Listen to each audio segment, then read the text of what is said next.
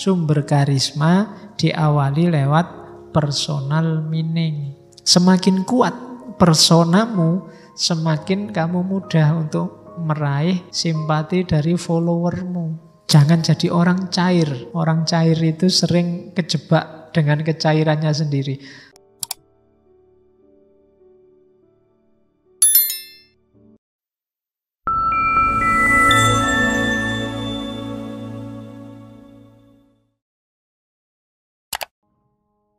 Assalamualaikum warahmatullahi wabarakatuh. Bismillahirrahmanirrahim. Dari mana datangnya karisma? Ya yang jelas dari, kalau bahasanya personal meaning. Pemaknaan diri secara personal. Sumbernya banyak. Ini bagi kalian yang merasa krisis identitas, sedang bingung memaknai dirimu sendiri, konsep personal meaning ini bisa kalian pakai. Yang pertama apa? Konsep diri. Konseplah dirimu. Jawablah pertanyaan, siapa aku?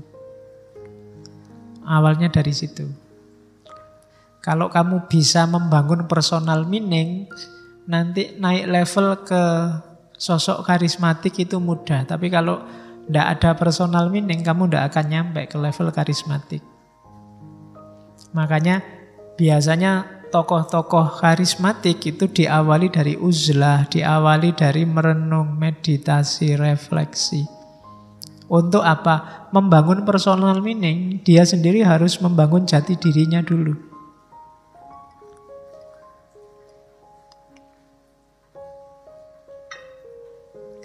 Yang pertama itu konsep diri. Konsep diri ini penting ya, semua orang harus punya. Kalau enggak, kamu enggak bisa mengembangkan dirimu. Kamu harus bisa jawab, siapa aku? Ciri-ciriku itu apa? Kelebihanku itu apa? Kalau kamu enggak bisa jawab ini, ya kamu enggak akan bisa naik kelas. Baik kelas individual maupun kelas sosialmu. Harus kenal. Ada kalanya personal meaning itu sifatnya warisan. Enggak apa-apa. Anak kiai loh, itu warisan. Mau gak mau kamu harus menanggung beban identitas sebagai putranya kiai. Anaknya guru, itu warisan. Keturunannya bangsawan loh, itu warisan. Mau gak mau beban itu kamu sandang. Jadikan modal untuk personal meaning. Itu muridnya wali loh, nah, itu juga warisan, jenisnya warisan. Jadi dapat dari orang lain, dari gurumu, itu warisan juga. Ini bisa membangun personal meaning, makna hidupmu. Ada kalanya personal meaning itu dibangun atas dasar altruistik. Dasar altruistik itu, altruisme itu kan lebih mementingkan orang lain daripada dirimu sendiri. Misalnya gini altruisme itu, aku ini bukan apa-apa, aku hanya pelayannya umat. Nah, itu sebenarnya membangun citra dirinya sendiri, membangun konsep dirinya sendiri dengan cara altruistik. Jadi yang didahulukan temannya. Aku ini hanya takmir, bukan dirinya tapi takmirnya yang disebut. Untuk menunjukkan bahwa dia lebih mementingkan pengabdian di masjid daripada kepentingannya sendiri. Itu namanya altruisme. Bisa juga untuk membangun personal meaning. Aku ini kan hanya penggembala umat, kan ada yang kayak gitu. Itu altruistik. Silahkan dipakai untuk personal meaning. Ada yang berasal dari budaya atau tradisi. Aku ini orang Jawa loh, mbok sing Jawani. Nah, itu membangun personal meaning dari aspek budaya dan tradisi. Ada yang berdasarkan orientasi sosial atau politik. Aku NU loh, aku Muhammadiyah loh, aku FPI loh. Oh, itu orientasi sosial. Aku PKB loh, itu orientasi sosial politik. Ini bisa juga untuk membangun personal meaning, makna dirimu. Siapa kamu? Atau dari spiritualitas. Spiritualitas itu berarti kedalaman batinmu kamu gali sendiri. Atau formalisme agama. Atau hobimu, kesenanganmu. Aku ini pemancing loh, senengannya mancing. Persoalan. Aku ini, itu hobimu. Penulis loh, aku ini pedagang loh, hobinya dagang, jualan. Kalau uangnya habis, celananya dijual, bajunya dijual. Ya, itu bisa juga untuk membangun personal meaning. Terus nilai, idealitas, itu pasti cara untuk membangun personal meaning. Ya saya bilang tadi, setiap orang harus punya ini. Nanti tokoh karismatik, pemimpin yang karismatik itu juga dia akan membangun personal meaningnya seputar hal-hal ini. Karena hal-hal inilah nanti yang jadi rujukannya setiap orang. Konsep diri, siapa dia, ada hubungan sama kerajaan Mojopahit apa enggak, itu warisan. Ada hubungannya sama pondok mana, itu warisan. Atau altruisme. Seperti apa perjuangannya, dia egois apa enggak, mementingkan umat apa enggak, atau dari budaya mana, atau orientasi sosial politiknya, dia Sunni apa Syiah. Nah, itu termasuk juga nanti hubungannya sama itu. Dan seterusnya. Jadi sumber karisma diawali lewat personal meaning. Semakin kuat personamu, semakin kamu mudah untuk meraih simpati dari followermu. Jangan jadi orang cair. Orang cair itu sering kejebak dengan kecairannya sendiri. Kamu NU apa Muhammadiyah apa HTI apa FPI? Wah, saya enggak di mana-mana. Wah, itu susah. Kamu membangun personal meaningmu agak susah. Mending tegas saja. Saya FPI. Wah, itu tegas namanya. Loh, personmu jelas, orang menyikapimu juga enak. Oh, berarti ini nanti pemimpin karismatik, calon pemimpin karismatik dari FPI yang kayak ini. Nah, itu jadi caranya begitu, membangun personal meaning. Aku adalah santri teladan. Nah, itu kan personal meaning namanya. Enak, identitasnya jelas. Tapi kalau identitasmu nggak jelas, saya mengalir aja lah Pak, saya ya susah, nggak mungkin jadi pemimpin kamu. Jadinya cuma follower. Ya kamu nanti yang ngikuti orang-orang yang karismatik tadi. Jadi ya monggo kalau mau cair, cuma ya resikonya kamu tidak akan jadi pemimpin. Kamu hanya akan jadi follower. Oke, pemimpin itu yang karismatik dia pasti visioner. Tidak ada pemimpin karismatik itu yang pasrah dengan keadaan. Tidak ada yang wes memang takdirnya ini ya piye meneh. Wah, kalau kayak gitu kamu tidak bakat jadi seorang karismatik. Dia harus visioner. Sesusah apapun, sesulit apapun kondisi hari ini, seorang karismatik tetap membayangkan masa depan yang lebih baik. Visioner itu berarti apa? Dia mampu besok akan kayak gini dan lebih baik. Caranya begini, itu namanya visioner. Oke lah, sekarang aku cuma ngekos. Itu pun kos yang paling murah. Tidak apa-apa. Tapi 10 tahun lagi aku harus sudah punya apartemen sendiri. Caranya begini.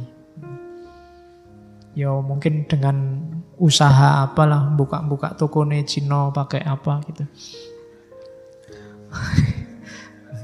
Itu tidak visioner itu namanya.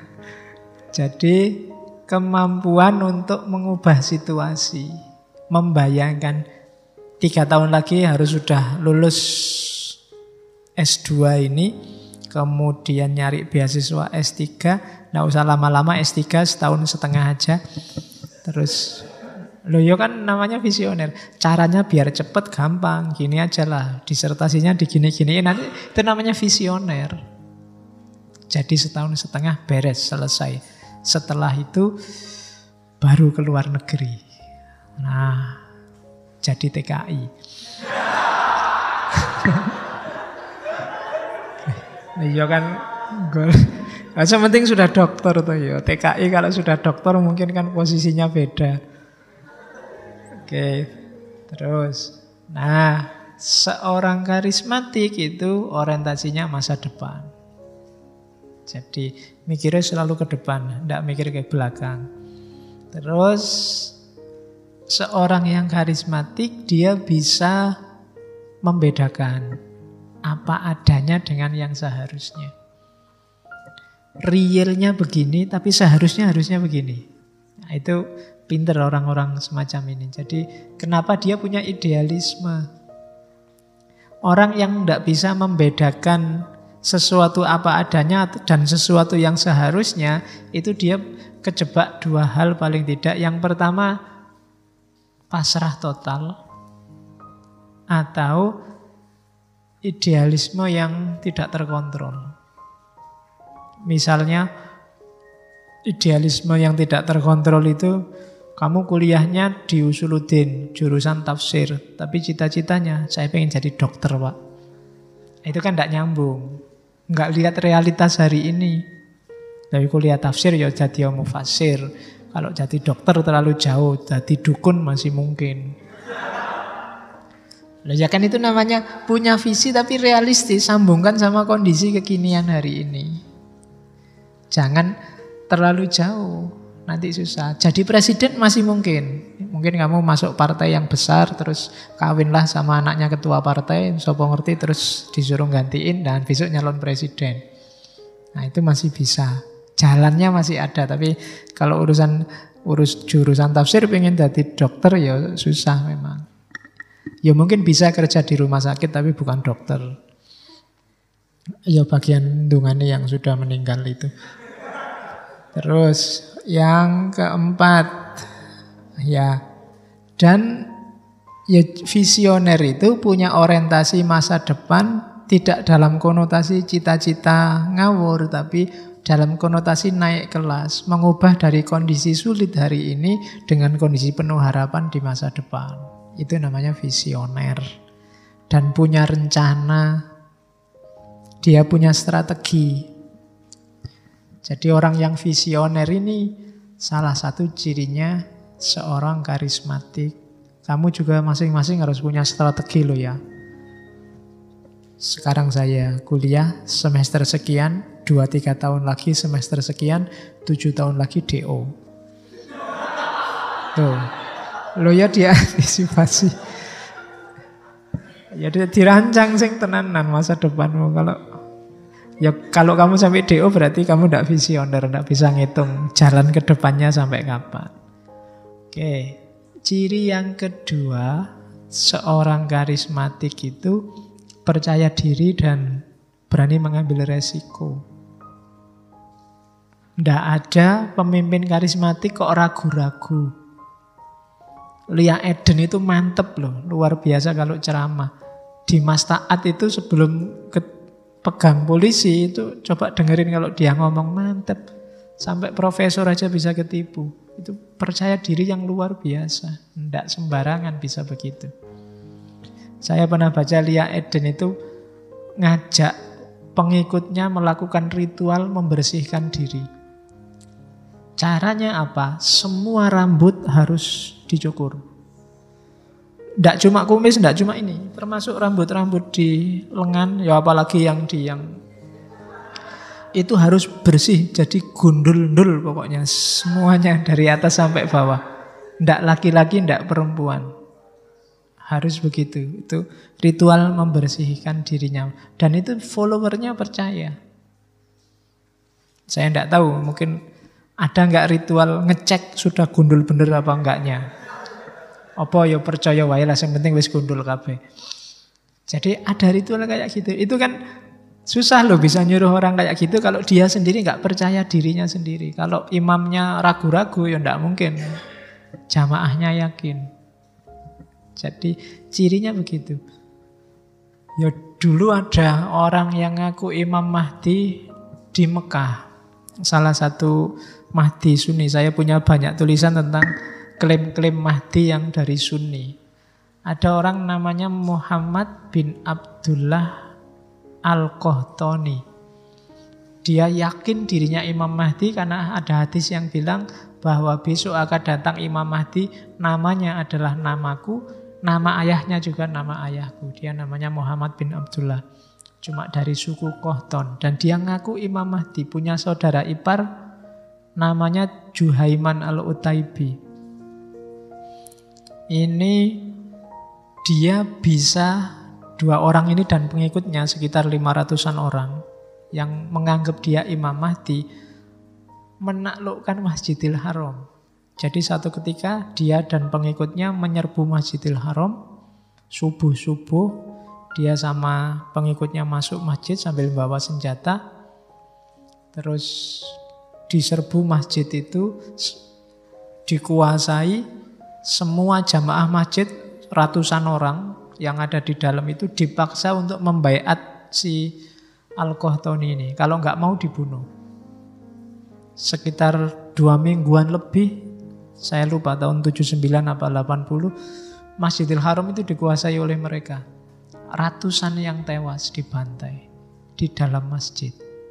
Kamu nggak pernah dengar cerita ini mungkin ya. Coba kamu lacak di Google. Namanya Muhammad bin Abdullah Al-Qahtani. Dan saat itu polisi-polisi, tentara-tentara Arab tidak berani masuk ke Masjidil Haram. Kenapa? Itu tempat suci ya. Masa dipakai perang? Susah dia. Jadi akhirnya apa? Mendatangkan pasukan Perancis. Syaratnya pasukan Perancisnya disuruh syahadat dulu. Ya, susah ya. Dirinya sendiri yang muslim tidak berani masuk. Akhirnya minta bantuan orang lain, tapi orang lain ini suruh syahadat dulu. Ben tadi Islam, yombo lah. Jadi ratusan yang meninggal selama 2 minggu. Dan bisa dapat pengikut 500-an orang itu kan luar biasa zaman itu. Karena dia apa? Rasa percaya dirinya tinggi. Yakin 100% kalau aku itu Imam Mahdi. Dan orang diwajibkan yakin. Sebenarnya kalau mau bertahan mati-matian mungkin korbannya lebih besar. Cuma kepercayaan para pengikutnya merosot karena ada hadis yang bilang nanti kalau ada tentara-tentara non-muslim datang, Allah akan mendatangkan pasukannya dari dalam bumi. Ada hadisnya begitu ada. Ini ditunggu-tunggu sudah diserbu pasukan Perancis yang dari dalam bumi kok tidak muncul-muncul. Akhirnya mulai tidak percaya sama Imam Mahdinya. Begitu nggak percaya ya jatuh sudah pendukungnya. Dan itu yang terjadi. Jadi percaya diri berani dengan resiko. Siap menerima resiko. Baik resiko profesional apalagi fisik. Dan mampu membuat jamaahnya berani berkorban. Nggak masalah.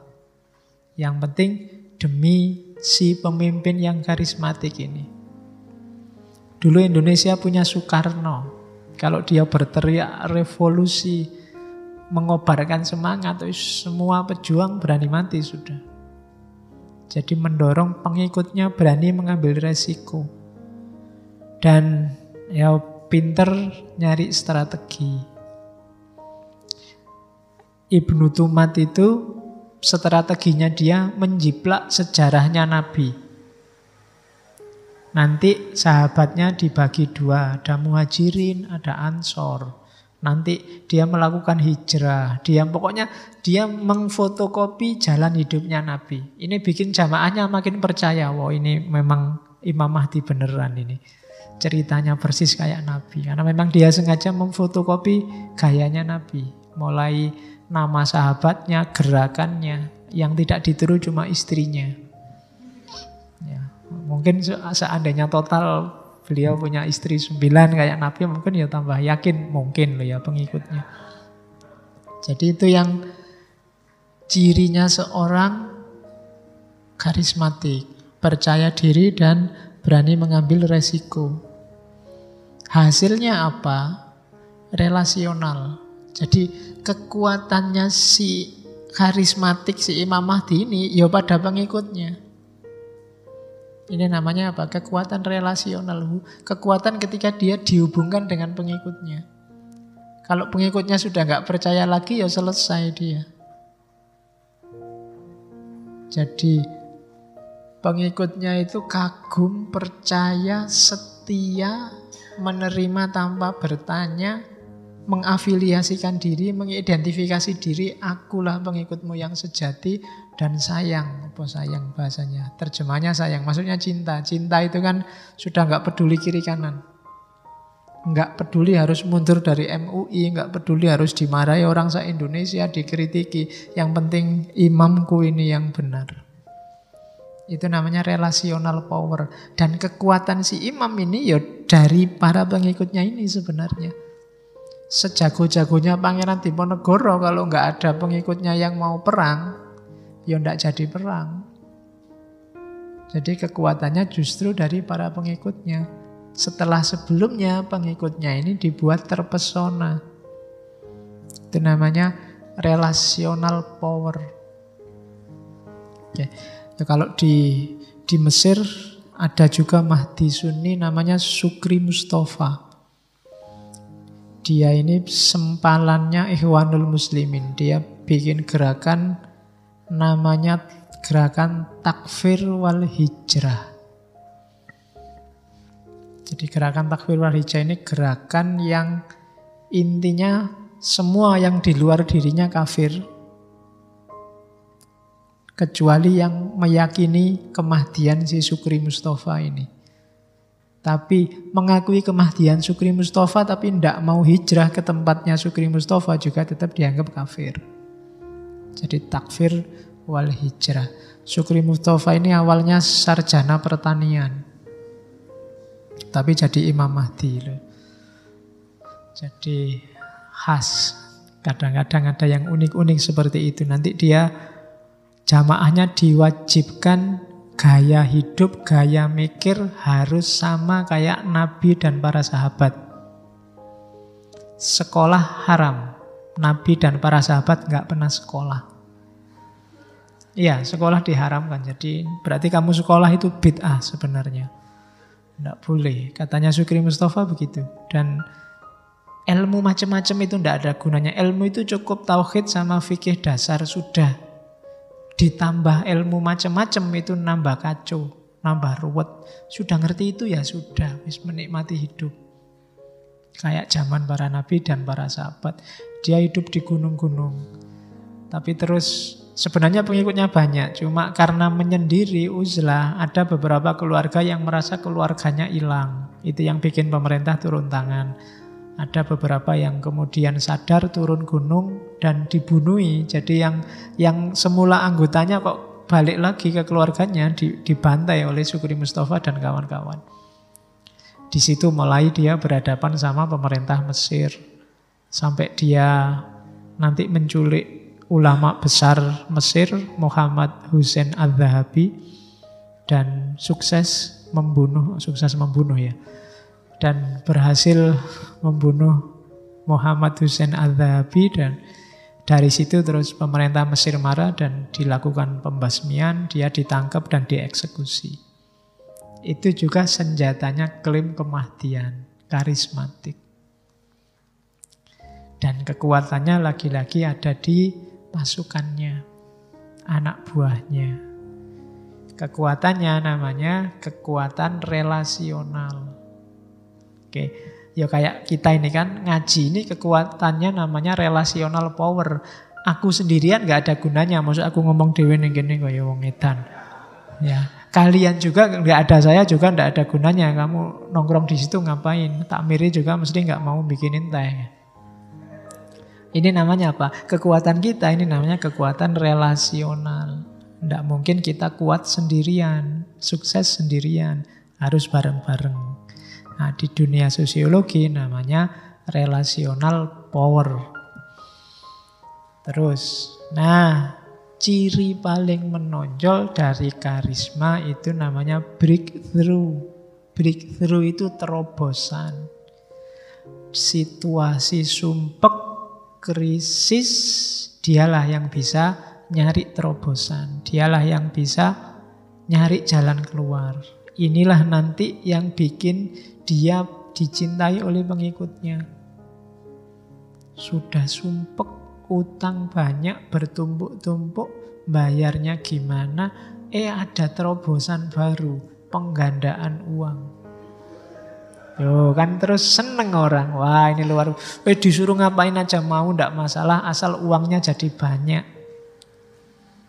Nah, itu breakthrough. Dengan breakthrough inilah dia bisa mengontrol kondisi saat ini. Dengan breakthrough, jamaahnya jadi semakin kagum. Dengan breakthrough, orang mau berjuang, mengorbankan diri, merendahkan dirinya. Gara-gara apa? Dia lihat terobosannya. Dulu Cokroaminoto itu dianggap Imam Mahdi juga. Orang menggelarinya Heru Cokro. Jadi kenapa banyak melakukan terobosan-terobosan baru? Orang jadi kagum, tunduk, takluk. Cuma ya untungnya baik-baik. Makanya saya bilang di awal tadi, Weber belum membedakan ada karisma yang positif sama karisma yang negatif. Dia tidak ngomong ada karisma lurus dan karisma sesat. Yang bisa kayak gitu MUI. Weber cuma ngomong, Weber dia cuma ngomong ada fenomena karisma yang beda dengan otoritas tradisional, beda dengan otoritas legal. Dia ini menggerakkan massa sendirian dengan kekuatan karismatiknya. Dia ngomong apa, pengikutnya manut tanpa bertanya. Antara lain karena breakthrough-nya, karena terobosan-terobosan yang dia lakukan. Tanpa adanya breakthrough, ya orang tidak percaya. Kalau nggak ada breakthrough-nya, ya dianggap cuma ngomong. Kamu teriak-teriak revolusi tapi kamu sendiri tidur, ya orang tidak percaya. Maka harus lakukan terobosan-terobosan, namanya breakthrough. Dari situ kamu akan diposisikan jadi seorang yang karismatik.